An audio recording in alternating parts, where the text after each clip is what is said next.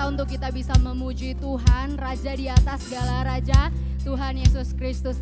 Mari teman-teman, sebelum kita mulai ibadah kita berdoa. Bapa yang baik, kami bersyukur Tuhan buat kebaikan Tuhan di dalam kehidupan kami, Tuhan Yesus. Buat hari yang luar biasa ini, Tuhan Yesus. Kami mau memuji-Mu, kami mau menyembah-Mu, Tuhan Yesus. Bapa yang baik, di dalam nama-Mu kami berdoa dan mengucap syukur. Sama-sama kita katakan, amin. Yes, thank you Jesus. Yes God. Kami sangat bersyukur Tuhan di dalam kehidupan kami, Tuhan. Sebab bersama-Mu Tuhan, sebab di dalam-Mu Tuhan Yesus, kami bisa tenang Tuhan Yesus. Thank you Jesus.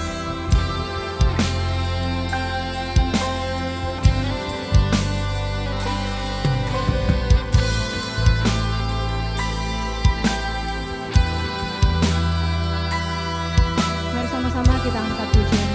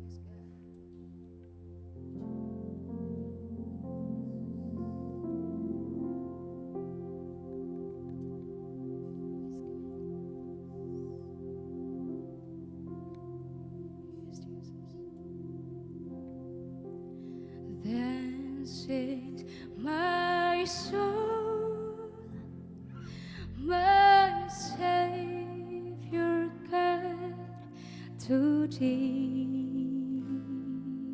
Yes, Lord. How great thou art, how great thou art. Then sings my soul, my Savior God, to thee. How great thou art, how great thou art. Then sings my soul. Yes, UIC, come on, sing. I worship Him. Dia layak kita sembah, Dia layak kita muliakan, Dia layak kita tinggikan. How great thou art, how great thou art. Come on, sing. Then sings my soul, my Savior God, to thee. How great thou art, how great thou art. Then sings my soul, my Savior God, to thee. How great thou art, how great thou art. Then sings my soul,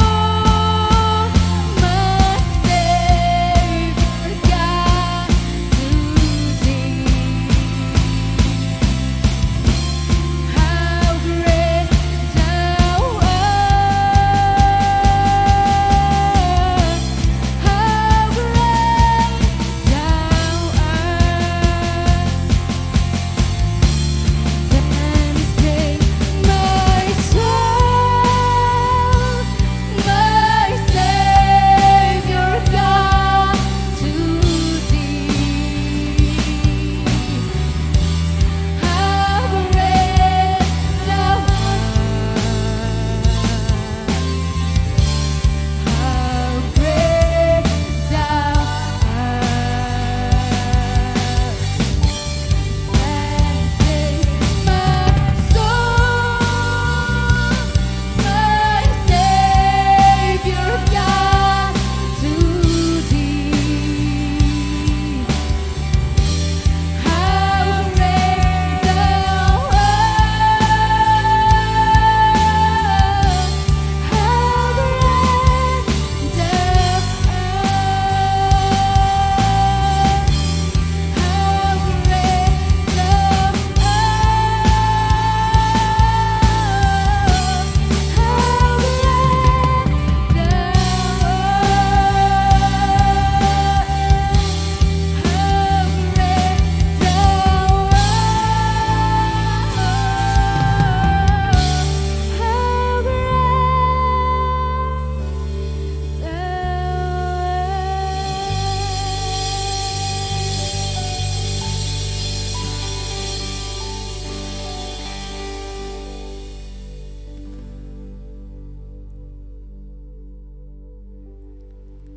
Mari kita berdoa. Terima kasih Bapa, terima kasih Yesus. Kami bersyukur Tuhan buat sore hari yang luar biasa yang Tuhan sudah berikan buat kami. Tuhan, terima kasih karena kami masih bisa ada di tempat ini Tuhan. Kami bisa memuji Tuhan, menyembah Tuhan, dan kami bisa mendengarkan kebenaran firman Tuhan. Terima kasih Bapa, Engkau berkati setiap apa yang keluar dari lidah bibir hamba menjadi berkat yang dapat mengubahkan setiap kami yang mendengar. Terima kasih Tuhan, haleluya, amin. Sebelum kita mulai, sebelum kita mendengarkan kebenaran firman Tuhan, kita akan deklarasikan iman percaya kita dulu. Jadi buat teman-teman yang ada di rumah, boleh angkat Bible-nya, kita akan mengucapkan deklarasi kita. 1, 2, 3. Inilah kabar baik, saya diselamatkan oleh kasih karunia Allah, bukan oleh perbuatan saya dibenarkan, saya diubahkan, dan saya diberkati di dalam Dia. Sekarang saya tahu segala sesuatu terjadi dalam hidup saya untuk kebaikan, karena saya dipanggil sesuai dengan rencananya. Bersama kita hidup untuk kemuliaan Allah. People is our mission, connect with God, make disciple, greater destiny. Oke, terima kasih. Oke, terima kasih buat tim yang melayani hari ini. Sungguh luar biasa ya. Nah, puji Tuhan hari ini, sore hari ini kita ada di tempat ini. Dan saya sangat bersyukur karena masih dipercayakan untuk menyampaikan kebenaran firman Tuhan. Dan sama-sama kita belajar apa yang Tuhan mau, Tuhan inginkan kita lakukan sebagai anak-anak muda. Nah, hari ini apa sih yang menjadi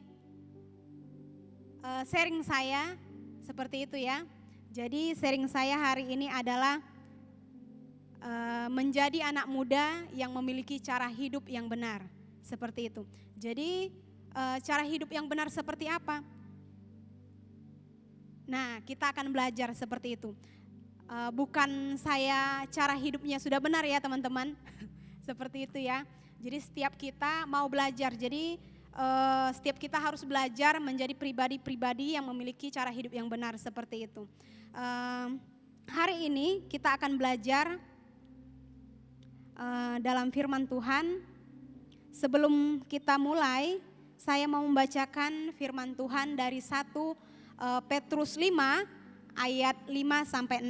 Jadi buat teman-teman yang ada di rumah, boleh ya dibaca Alkitabnya seperti itu. Jadi kita akan baca 1 Petrus 5 ayat 5-6. Dengan demikian jugalah kamu, hai orang-orang muda, tunduklah kepada orang-orang yang tua, dan kamu semua rendahkanlah dirimu seorang terhadap yang lain. Sebab Allah menentang orang yang congkak, tetapi mengasihani orang yang rendah hati. Karena itu rendahkanlah dirimu di bawah tangan Tuhan yang kuat, supaya kamu ditinggikannya pada waktunya. Jadi firman Tuhan ini yang akan kita bahas ya teman-teman. Cara hidup seperti apa yang Tuhan mau. Nah, jadi cara hidup yang benar itu adalah cara atau acuan yang biasa kita gunakan dalam hidup seperti itu. Contohnya saya kasih contoh yang simple ya, yang teman-teman bisa tangkap seperti itu. Kalau saat-saat ini kan musim COVID ya. Jadi pasti yang namanya cara hidup kita atau pola hidup kita itu udah berbeda dengan sebelum COVID.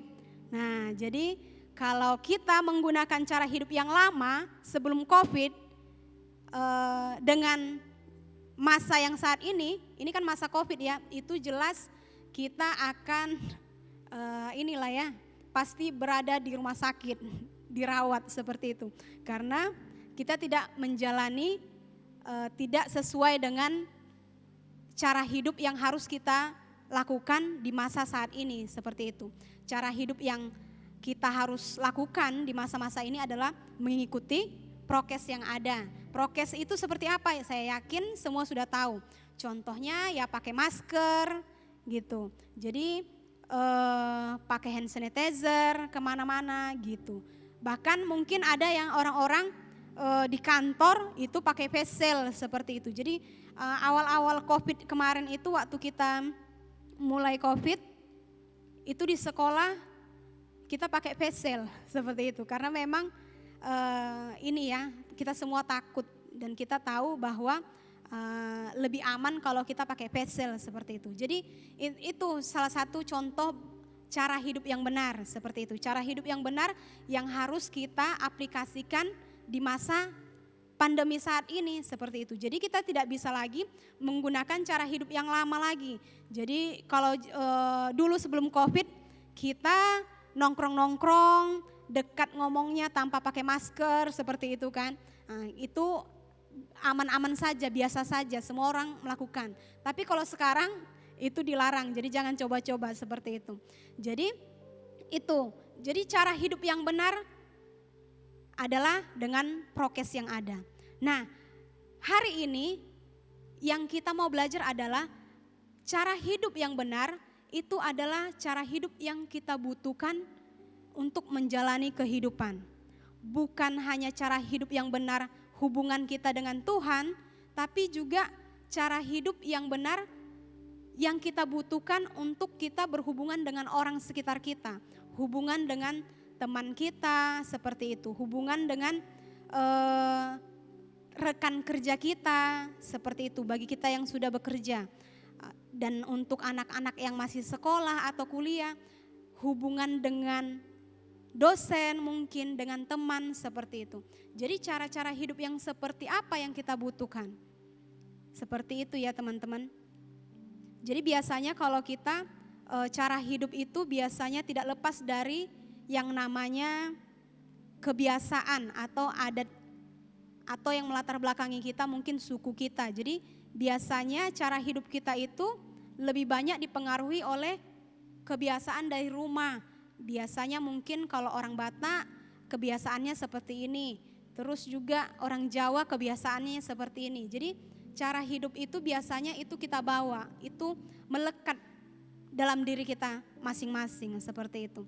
Nah, setiap kita yang kita yakini, yang kita percaya bahwa setiap kita Tuhan pilih, Tuhan tetapkan untuk menjadi pemimpin. Sebagaimana juga tema kita di bulan ini adalah leading inside out, seperti itu. Jadi memimpin dalam dan luar, seperti itu. Jadi kita anak-anak Tuhan, anak-anak muda itu Tuhan persiapkan menjadi pemimpin di lingkungan kita, pemimpin di tempat bekerja kita, seperti itu.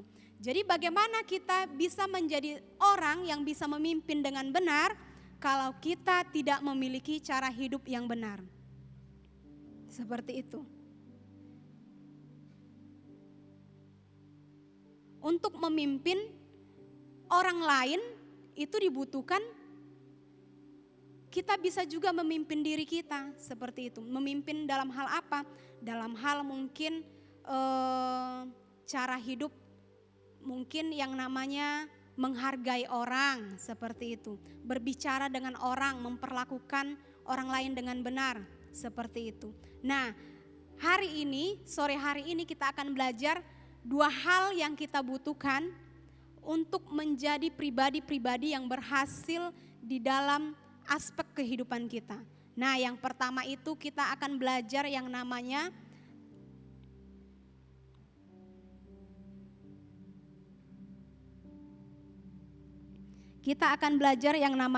humility atau yang namanya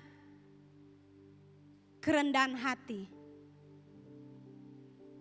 Kerendahan hati itu seperti apa? Ada orang bilang kerendahan hati itu rendah diri. Sama enggak itu kerendahan hati dengan rendah diri?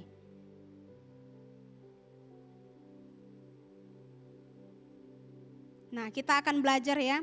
Jadi kalau kerendahan hati itu bukannya rendah diri ya teman-teman. Tadi kita sudah baca di dalam 1 Petrus 5 ayat 5 di sana berkata bahwa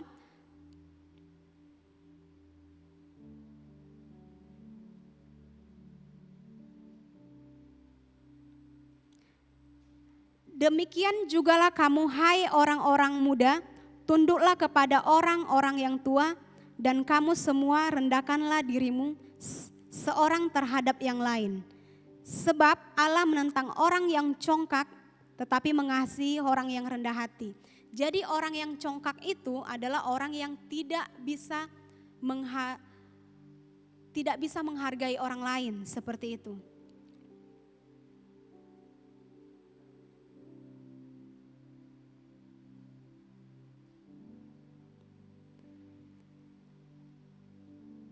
Orang yang congkak itu dia merasa dia lebih hebat, seperti itu. Jadi dia merasa bahwa apa yang dia punya itu karena dia mampu, karena dia punya kemampuan yang lebih dari orang lain. Aku mampu, aku lebih hebat dari orang sana, seperti itu. Jadi aku merasa ya,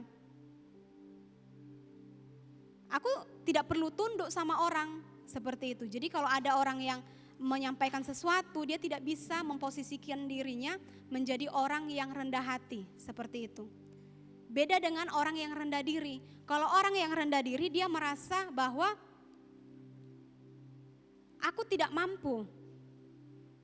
Dia merasa bahwa apa yang dia punya, dia tidak mampu untuk kerjakan, seperti itu. Jadi teman-teman, yang saya mau sampaikan buat kita di sini anak-anak muda adalah untuk kita berhasil menjadi seorang yang bisa berhasil dalam hidup, orang yang bisa memimpin adalah kita memiliki kerendahan hati. Sekalipun orang yang ada di sekitar kita ataupun orang yang Tuhan tempatkan di antara kita adalah orang yang mungkin secara kemampuan kita tahu mungkin dia kurang dari kita, seperti itu yang kita tahu, tapi itu tidak membuat kita merasa bahwa kita lebih hebat dari mereka. Kita harus berusaha untuk menerima kekurangan orang lain, seperti itu. Firman Tuhan dalam 1 Petrus 5 tadi dikatakan bahwa Tuhan tidak suka sama orang-orang yang congkak, tapi Dia senang dengan orang-orang yang rendah hati. Jadi buat anak-anak muda, miliki kerendahan hati. Di saat kita memiliki kerendahan hati, orang-orang juga akan senang berada di dekat kita, seperti itu. Saya punya cerita seperti itu. Jadi zaman waktu kami kuliah itu dulu ada seorang teman saya. Jadi IP-nya itu luar biasa ya. IP-nya itu setiap semester dia selalu 3,9 seperti itu. Kalau yang lain kan ya 3, ada yang 2,5 seperti itu kan. Yang 2,5 yang berusaha bertahan hidup, seperti itu. Jadi kalau dia itu teman saya ini 3,9 seperti itu. Jadi selalu IP-nya itu tinggi lah, seperti itu. Jadi semua dosen senang sama dia. Dan dia juga tempat kita untuk selalu yang namanya ini gimana gitu ya kan. Tapi pada suatu hari saat saya datang kepada teman saya ini gimana, bisa bantu saya apa enggak ya? Dia enggak mau, seperti itu. Kerjakanlah sendiri, belajarlah sendiri, seperti itu kan. Terus saya bingung ya kan, ini gimana, saya kan mau minta tolong biar diajarin gitu kan. Bahkan untuk pinjam catatannya saja kita tidak diizinkan. Jadi ternyata bukan cuma sama saya dia berperilaku seperti itu. Jadi sama semua teman-teman setelah ini kan, saya kan cerita juga sama teman. Masa saya pinjam catatannya saya nggak dikasih, seperti itu kan. Saya pinjam catatannya karena kan saya nggak masuk, seperti itu. Saya nggak masuk kuliah. Jadi saya pikir ya saya pinjam catatannya lah gitu. Saya pinjam ternyata nggak dikasih. Luar biasa ya teman-teman, luar biasa. Jadi yang kita lihat dia selalu unggul, seperti itu. Dan dia selalu merasa bahwa ya kemampuanku memang lebih dari kalian gitu. Jadi dia yang namanya pertemanan dia tidak ada yang dekat yang kita lihat. Jadi dia selalu sendiri seperti itu. Kita juga nggak tahu pada saat itu apa alasannya seperti itu. Jadi seperti itu ya teman-teman. Saya pinjam catatannya, nggak pernah bisa teman-teman satu pun yang bisa pinjam catatannya. Jadi ternyata di tengah jalan tiba-tiba ini teman memutuskan untuk cuti. Kita pun bingung ya kan. Loh kok cuti teman ini? Seperti itu kan. Ternyata memang teman kita ini memang merasa bahwa ini bukan jalan saya seperti itu. Jadi ternyata pada saat dia cuti itu dia ambil lagi kuliah di tempat lain seperti itu. Jadi dia berusaha ambil ini apa ya namanya teman-teman ya, untuk masuk ke negeri itu ya, SBMPTN ya. Nah seperti itu, jadi dia coba lagi seperti itu. Jadi dia cuti, padahal waktu itu sudah ada semester 5. Jadi sudah ada 2 tahun lebih lah berjalan di kuliah itu kan, seperti itu. Jadi ternyata dia cuti, dia ambil dan tidak lolos ternyata. Jadi teman-teman yang tadinya berpikir bahwa ini teman pintar ya, pasti nanti selesainya dari kita lebih duluan gitu. Nanti pasti dapat pekerjaan yang lebih baik seperti itu kan. Ternyata di tengah jalan dia memutuskan untuk cuti dan dia ambil untuk masuk ke negeri, ternyata tidak lulus juga dan dia lanjutkanlah cutinya itu. Seperti itu teman-teman. Jadi yang lain sudah selesai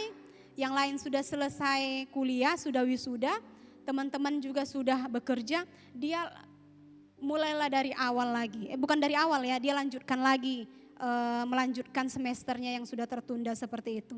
Jadi memang dan pada saat dia melanjutkan, kita teman-temannya udah gak ada lagi seperti itu. Jadi dia mau minta tolong apapun udah gak ada lagi. Ya dia gabung sama adik-adik kelas yang lain seperti itu. Jadi yang saya lihat dari situ kan, oh iya ya dulu teman ini karena kita selalu bilang, dia hebat ya, dia pintar ya. Dia gak pernah ada yang namanya menjalin relasi dengan teman-teman seangkatan kita. Jadi dia hanya sendiri saja, dia punya lingkup dia yang tidak bisa kita masuki seperti itu. Dan orang lain juga tidak bisa dekat sama dia. Karena pada saat kita mau dekat, contohnya untuk kita minjam catatannya saja kita nggak bisa seperti itu. Kan luar biasa ya, seperti itu. Kerendahan hati itu kita sangat butuh ya teman-teman. Karena kalau kita yang namanya sudah tidak rendah hati, itu kita kesannya lebih kategorinya orang memandang kita sombong. Bahkan firman Tuhan bilang orang yang congkak seperti itu. Marilah kita setiap anak-anak muda, kita mau belajar untuk rendah hati.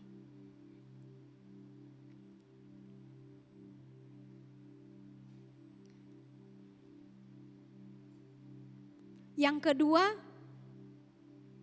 apa yang Tuhan mau? Agar kita menjadi pribadi yang bisa menjadi orang yang punya hubungan yang baik dengan orang. Kita berhasil dalam aspek kehidupan kita. Kita berhasil menjadi seorang pemimpin yang baik, pemimpin yang benar.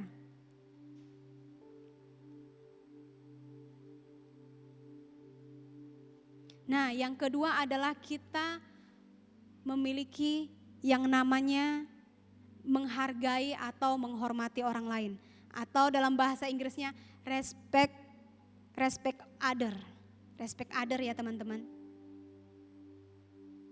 Menghargai orang lain, menghormati orang lain.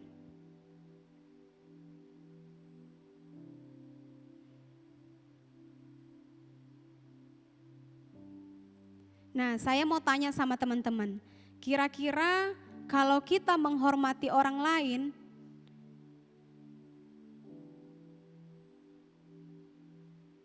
orang lain seneng gak sama kita? Contohnya misalnya ya, dalam satu perkumpulan, tiba-tiba teman kita datang. Di sana banyak teman-teman yang lain, tapi hanya kita sendiri misalnya yang dikasihkan misalnya, kamu mau minuman ini enggak ya? Atau misalnya secara khusus misalnya orang ini atau teman kita ini membawakan minuman atau misalnya makanan khusus buat kita. Kira-kira kita senang enggak ya? Nah, itu salah satu adalah bentuk dari ya mungkin kita menghargai atau menghormati orang lain. Seperti itu. Nah, menghormati orang lain ini adalah salah satu juga yang Tuhan mau kita anak-anak muda lakukan seperti itu. Menghormati dosen kita, orang tua kita, ataupun yang lebih tua dari kita.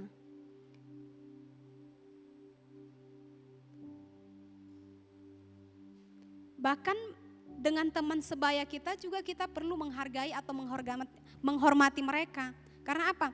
Karena di saat kita menghormati atau menghargai mereka, mereka juga akan menghormati dan menghargai kita, seperti itu. Bagaimana kita bisa dihargai atau dihormati kalau orang lain kita tidak bisa hormati, seperti itu.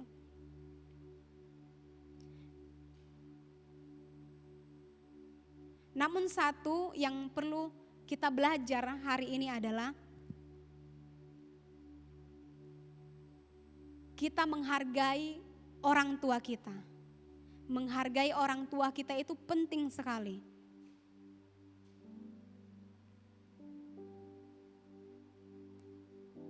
Jadi saya mau cerita lagi ya teman-teman.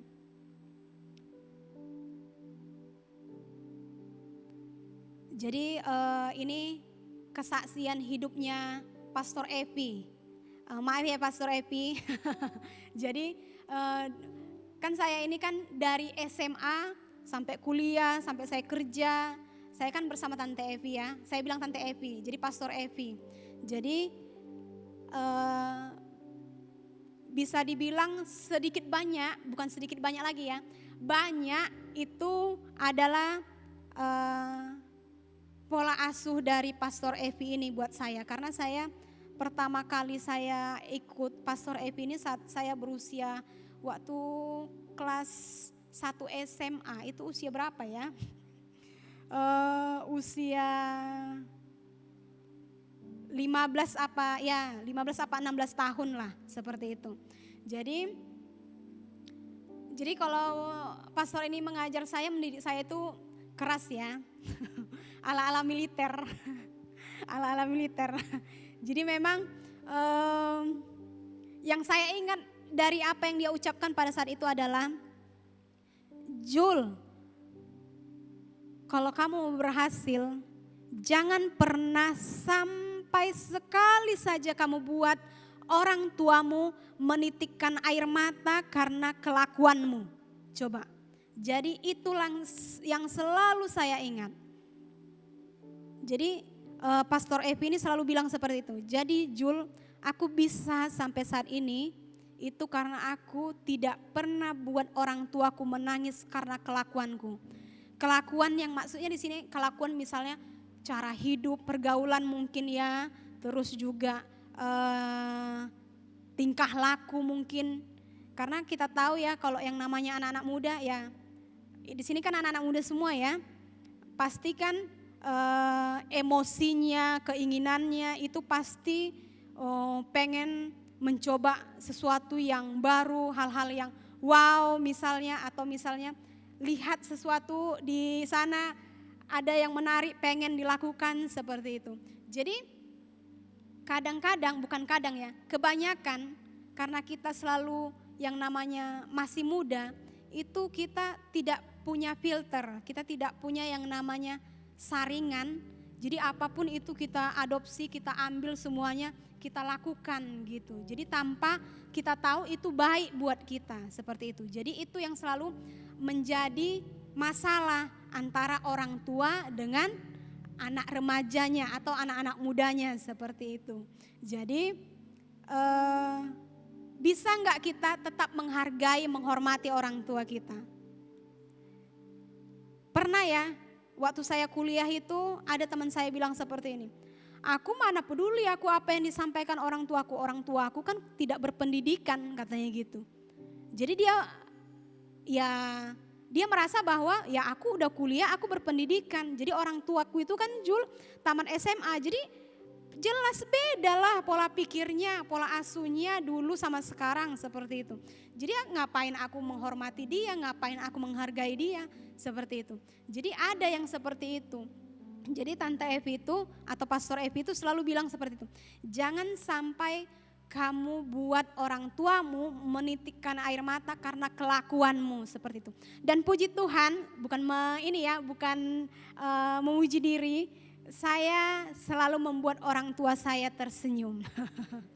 Jadi saya berusaha untuk membuat mereka senang dan menyenangkan hati mereka seperti itu. Karena bahkan dunia saja mengakui bahwa hormati orang tuamu supaya kamu dapat berkat seperti itu. Kalau kita lihat ya kebiasaan dari orang Hindu, orang India, kan kita lihat itu ya di TV-TV gitu ya kan, kalau di film datang anaknya dia sujud menyembah ke kaki mamanya atau ke kaki bapaknya seperti itu. Itu setiap pagi yang mereka lakukan pada saat mereka mau keluar rumah ataupun pada saat mereka sampai disambut orang tuanya. Sebegitu mereka mengharapkan berkat dari orang tua seperti itu. Nah, di Alkitab juga dikatakan bahwa kita harus menghormati orang yang lebih tua. Nah, dan di sini saya menekankan bahwa hormati orang tuamu. Bukan juga kamu tidak menghormati teman-temanmu ya. Tadi saya udah ingatkan, saya sudah sampaikan bahwa kita juga perlu menghormati atau menghargai teman-teman kita. Bagaimana caranya misalnya Abang Gerald sama Abang Joel bisa saling menghargai. Kalau misalnya mereka saja dalam bergaul, dalam berkomunikasi, tiba-tiba nanti Abang Gerald nanti bilangnya, hei kau Joel misalnya. Atau misalnya si Joel nanti, kau pun G. Dipukulkan seperti itu. Nah, kira-kira itu contoh yang benar apa tidak? Itu menghargai atau tidak gitu. Saya yakin itu bukan menghargai lagi seperti itu. Nah, jadi buat teman-teman, sebagaimana tema kita di dalam bulan ini adalah leading ya benar ya, leading inside out, memimpin dalam dan luar. Jadi kita ini anak-anak Tuhan dipanggil dan ditetapkan untuk menjadi pemimpin di mana saja kita berada. Nah, dan firman Tuhan sore hari ini adalah mengajarkan kita untuk menjadi orang-orang yang bisa berhasil menjadi orang yang sukses di dalam hidup, di dalam memimpin seperti itu.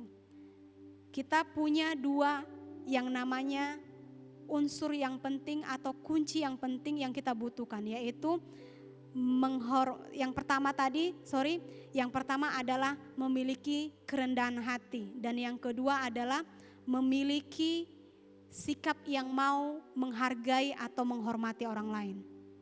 Nah, dan di sini yang saya tekankan adalah menghormati yang lebih tua atau menghormati orang tua kita. Nah, coba teman-teman kita akan baca dalam 1 Keluaran, saya lupa ini ya, bentar. Dalam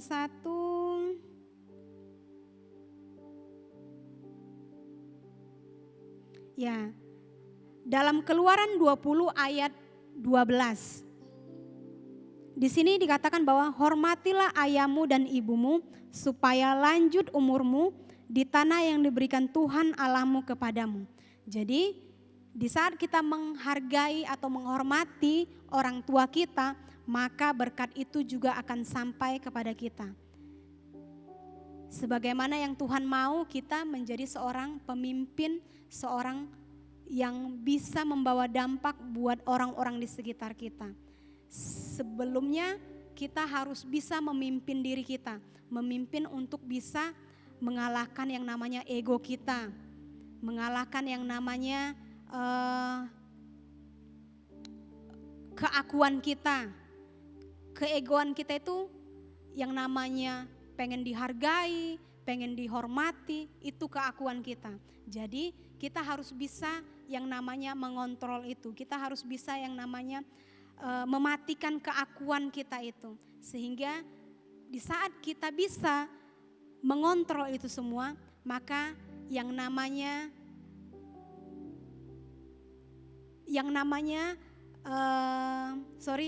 kita bisa memimpin orang lain, itu juga akan berjalan dengan baik. Seperti itu. Jadi firman Tuhan hari ini tidak panjang, dan marilah kita belajar untuk menjadi pribadi-pribadi yang bisa menghargai, menghormati, dan memiliki kerendahan hati itu. Mari kita bersatu dalam doa. Terima kasih Tuhan, kami bersyukur buat sore hari yang luar biasa ini Tuhan. Firman-Mu Tuhan Yesus sungguh luar biasa mengajarkan kami Tuhan, anak-anak muda, untuk bisa Tuhan Yesus menjadi pribadi yang memiliki sikap hati yang rendah hati Tuhan. Memiliki sikap yang mau menghargai orang lain, menghargai orang yang lebih tua, bahkan Tuhan Yesus menghargai orang tua kami Tuhan. Tuhan, kami mau menjadi pribadi-pribadi yang dipakai Tuhan untuk menjadi pemimpin yang benar, pemimpin yang baik Tuhan Yesus. Tuhan, karena kami tahu Tuhan, Engkau yang sudah menetapkan kami, Engkau yang sudah menjanjikan Tuhan Yesus bahwa kami akan menjadi orang-orang, menjadi pemenang Tuhan Yesus. Bapa yang baik, mampukan kami anak-anak muda untuk berjalan Tuhan sesuai dengan apa yang Tuhan mau. Terima kasih Tuhan Yesus, haleluya, amin. Haleluya, beri kemuliaan bagi nama Tuhan. Ya, firman Tuhan yang sungguh luar biasa membangun dan mengingatkan kita semua untuk tetap hidup sebagai anak-anak Tuhan dengan cara hidup yang benar sesuai dengan firman Tuhan. Baiklah, saya akan membawakan announcement minggu ini, yaitu kami mengucapkan selamat datang kepada teman-teman yang baru pertama kali hadir dalam ibadah TYC. Kami juga mengundang teman-teman semua untuk tetap mengikuti ibadah TYC di minggu-minggu selanjutnya. Selanjutnya, ibadah Super Sunday diadakan setiap hari Minggu jam 10 WIB melalui akun YouTube AFJF Medan. Buat teman-teman, jangan lupa ajak saudaranya, teman-teman, juga keluarganya untuk tetap mengikuti ibadah walaupun dalam keadaan online. Selanjutnya adalah doa malam. Doa malam diadakan setiap hari Selasa pukul 19 WIB melalui aplikasi Zoom. Buat teman-teman yang rindu untuk mendoakan negara kita, Republik Indonesia, juga mendoakan keluarga kita, juga mendoakan pendidikan kita, mari kita ikut doa malam. Dan untuk link Zoom-nya boleh menghubungi Kak Grace Silalahi. Selanjutnya ada iCare. iCare diadakan setiap minggunya, dan buat teman-teman yang belum join iCare, ikut aja dulu. Dan boleh menghubungi Bapak Roni Manalu. Persembahan umum dan persembahan persepuluhan boleh dikirimkan melalui nomor rekening yang tertera di layar teman-teman semua. Dan yang terakhir, ibadah TYC. Ibadah TYC diadakan setiap hari Sabtu jam 18 WIB melalui akun YouTube AFJF Medan. Jadi buat teman-teman boleh ajak tetangganya, bahkan teman-teman kosnya untuk tetap ikut ibadah TYC setiap hari Sabtunya. Itu saja announcement untuk minggu ini. Terima kasih dan God bless you. Yo, come on TYC, mana semangatnya? Masih tetap semangat? Ya, ingat tadi ada pesannya, boleh ajak temennya, boleh ajak tetangganya, temen kos ya, siapapun, saudara mungkin untuk ikut ibadah kita di minggu depan di hari dan waktu yang sama. Dan mari saya mau ajak teman-teman, kita akan mengakhiri ibadah kita pada sore hari ini. Kita akan sama-sama berdoa. Tuhan, kami mengucap syukur buat penyertaan Tuhan dan pimpinan Tuhan di dalam ibadah kami mulai dari awal hingga akhir. Kami percaya Tuhan ada begitu banyak hal yang kami boleh pelajari dan kami mau menjadi seorang pelaku Tuhan. Bukan hanya orang yang mendengarkan firman Tuhan tetapi mau menjadi pelaku firman Tuhan. Sehingga firman Tuhan itu tidak masuk dan keluar sia-sia tetapi firman itu bisa tertanam, bertumbuh dan berbuah di dalam kehidupan kami. Aku berdoa saat ini Tuhan biar kiranya Tuhan boleh memberkati setiap anak-anak TYC. Mereka dalam studinya Tuhan boleh berkati, dalam sekolahnya Tuhan berkati mereka. Mungkin ada yang sedang mengerjakan skripsi dan lainnya, Tuhan boleh tolong sehingga semuanya boleh berjalan dengan baik, berjalan dengan lancar.